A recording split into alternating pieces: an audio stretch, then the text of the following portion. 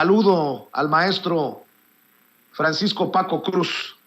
Mi querido Paco, está cabrón, es lo que puedo decir, está muy fuerte, muy cabrona esta situación, luego del tercer informe de los miembros del grupo interdisciplinario de expertos independientes y con documentos como el libro que ustedes publicaron desde el 2016, Paco. Pues mira, Vicente, el tercer informe del GIEI es verdaderamente como para hacer de la clase política de esa época, encabezada por Peña Nieto y por personajes como Jesús Murillo Caram o Miguel Ángel Osorio Chong, es para hacerlos el hazmerreír. Y sería, si no fuera por lo delicado que es el tema. Mira, vamos solo a ponerlo por partes. ¿Por qué hay bases y hay elementos, indicios y pruebas para afirmar que fue el Estado? Eso es lo primero. Mira, desde 1982, el ejército mexicano controla todas las comunicaciones de las policías, además de las propias, claro está, ¿sí? Antes de 82, mira, ya controlaban parte de esas telecomunicaciones policíacas y militares. Controlaban, por ejemplo, todas las comunicaciones del Estado Mayor Presidencial, la segunda y la quinta sección que eran responsables de las rutas del presidente y los personajes distinguidos. Tenían, por ejemplo, la frecuencia 4, que la controlaban con mano de hierro. Y hablo de frecuencias policíacas, no estoy hablando de la militar.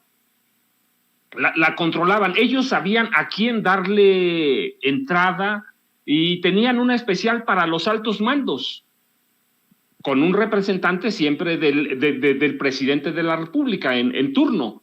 Luego, mira, en 1982 empezó el ejército, no la policía. La policía no tiene nada que ver.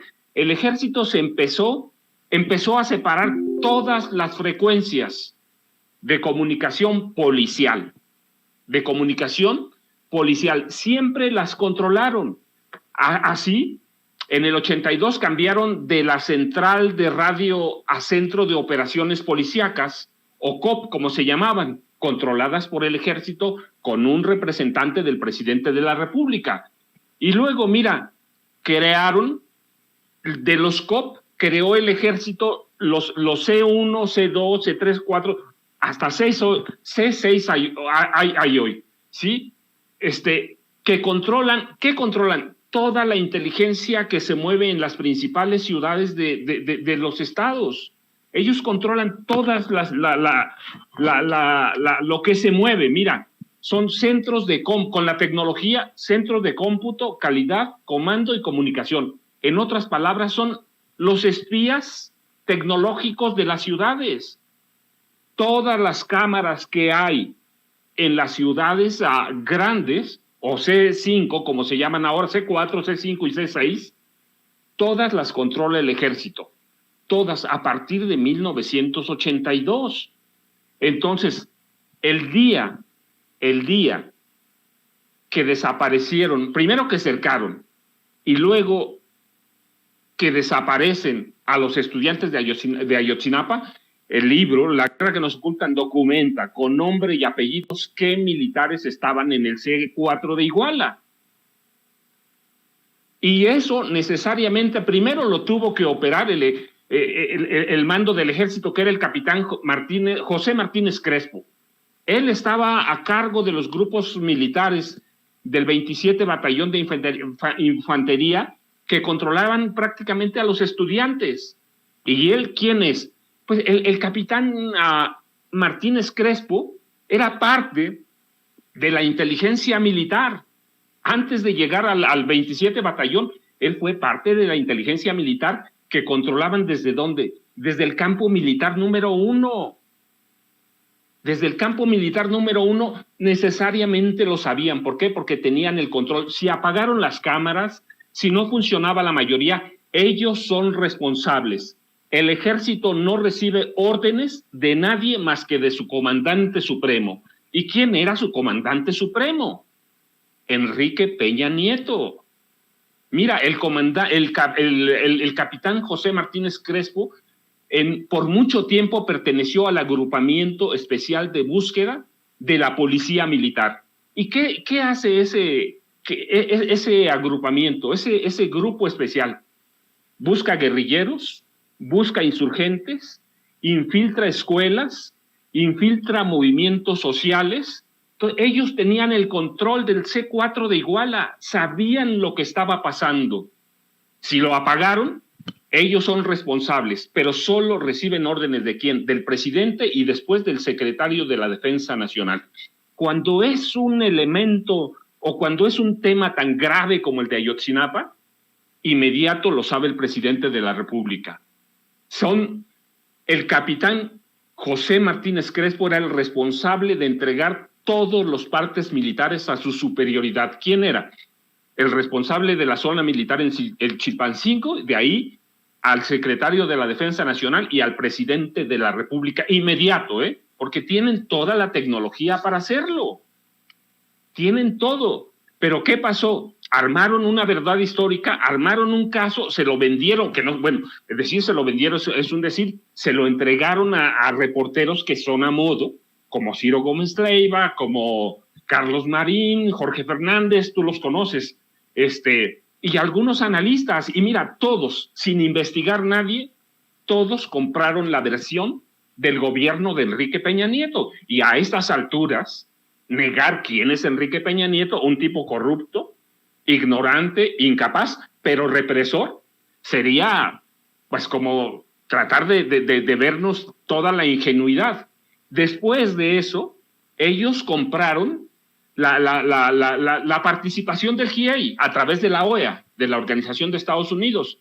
Lo que no le dijeron ni a la Organización de Estados Unidos ni a los investigadores del GIEI es que ese contrato llevaba letras chiquitas, y esas letras chiquitas representaban que las investigaciones del GIEI iban a estar dirigidas siempre, ¿por quién? Por el Procurador General de la República y sus representantes, y este caso era Tomás Herón de Lucio, y que ellos los iban a llevar por donde quisieran. Es decir, la Procuraduría montó un teatro, un show, para que el GIEI, para que los 5 expertos del GIEI validaran la verdad histórica. Armaron el caso y luego llamaron a un equipo o aceptaron la participación y lo iban guiando, iban sembrando pruebas. No importa, los $2 millones que le dieron al grupo para sus gastos, pues era para guiarles la investigación, para que nadie dijera nada. Ya después saldría poco a poco, con cuestiones que nunca investigaron aquellos periodistas, que hubo siembra de pruebas, tortura, secuestro, y luego empezaron a desaparecer los testigos, por muertes muy extrañas, pero empezaron a aparecer. Y luego aparecieron las hojas de las llamadas telefónicas de algunos estudiantes desaparecidos, como o asesinados, como el de Julio César Mondragón Fontes, en el campo militar número 1. Un campo militar que desde el gobierno de Adolfo López Mateos, cuando se crea como una cárcel clandestina para presos políticos, y allí aparecen las hojas de las llamadas. Y el otro organismo en el que aparecen hojas de llamadas, ¿cuál es? El CISEN de Peña, el CISEN que controló por años Genaro García Luna, y que en ese momento controlaba el secretario de Gobernación, Miguel Ángel Osorio Chong. Entonces montaron un teatro, montaron un show, ¿para qué? Para que las investigaciones independientes hicieran coincidir con la verdad histórica, o coincidieran con la verdad histórica.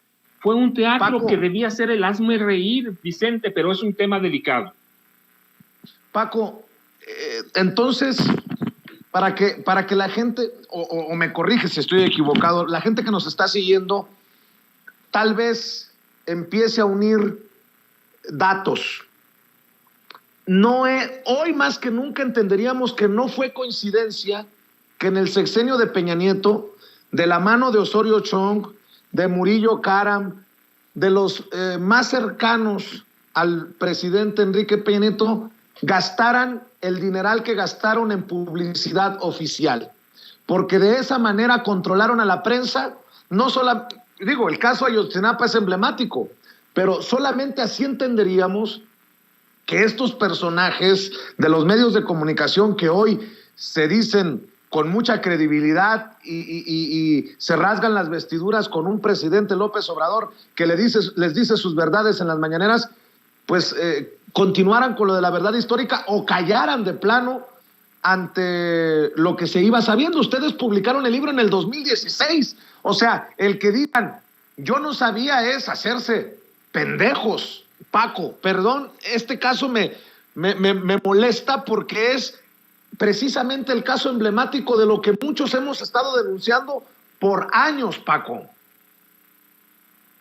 Vicente, mira, verdaderamente esos periodistas nunca investigaron nada, jamás investigaron nada. El libro fue publicado con información confidencial del gobierno.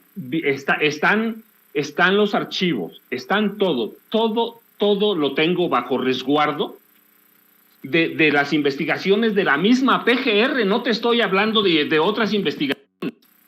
Ellos ocultaron, por ejemplo, que tienen todos los teléfonos de los estudiantes y ningún periodista en ese momento se atrevió a investigarlo.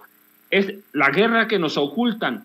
Es un libro documentado, y valga la cacofonía, con documentos confidenciales del gobierno de Enrique Peña Nieto, que controlaba la PGR.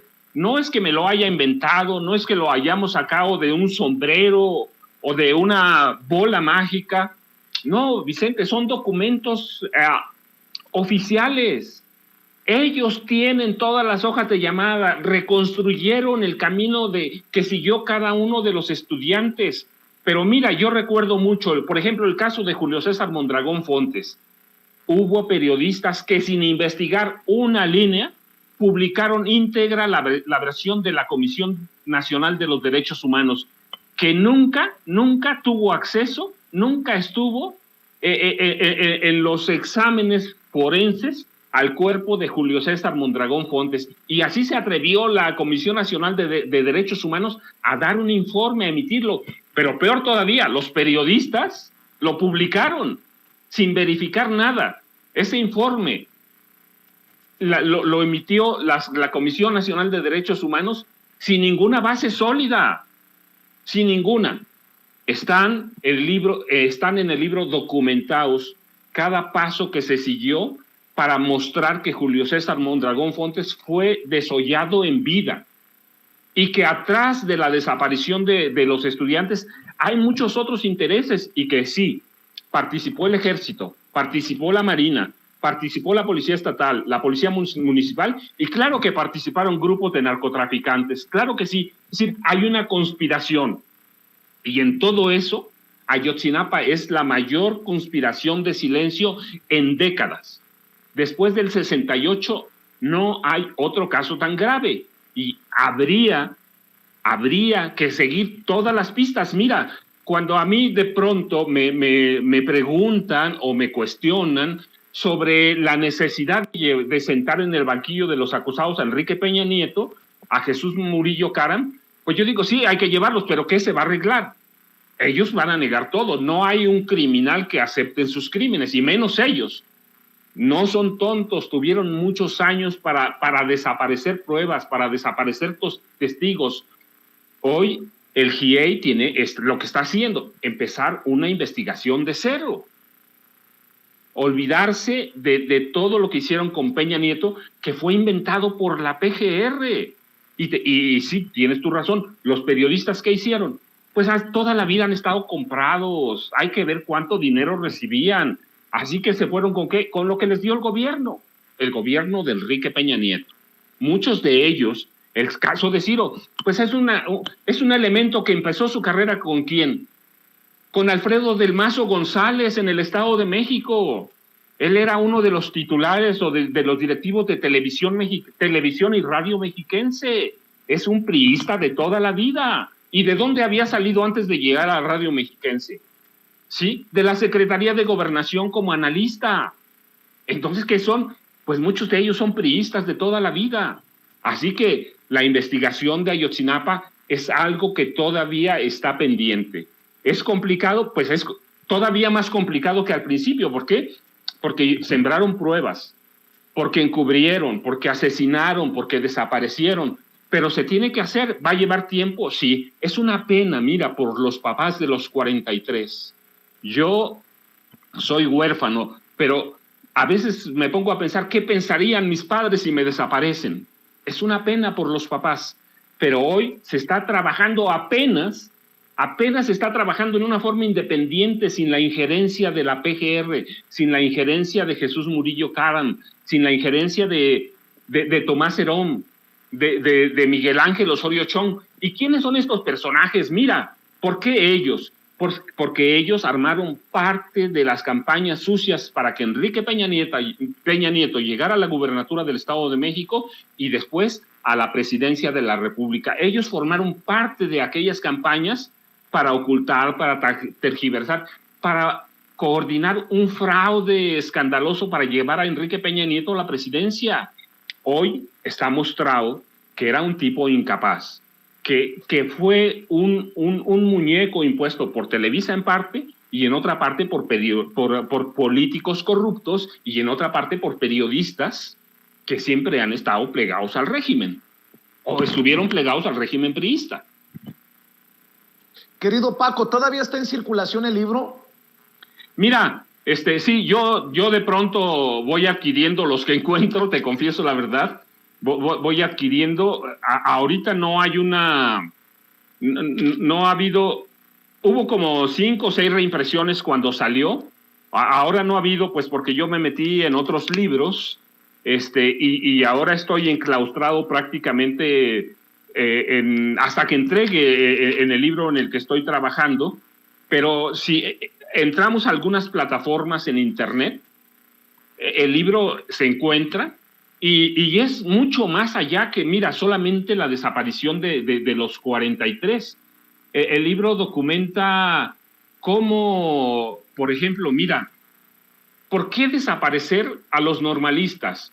¿Por qué armar una conspiración de silencio? Hay que ver qué es Guerrero. Hay que ver qué es Guerrero.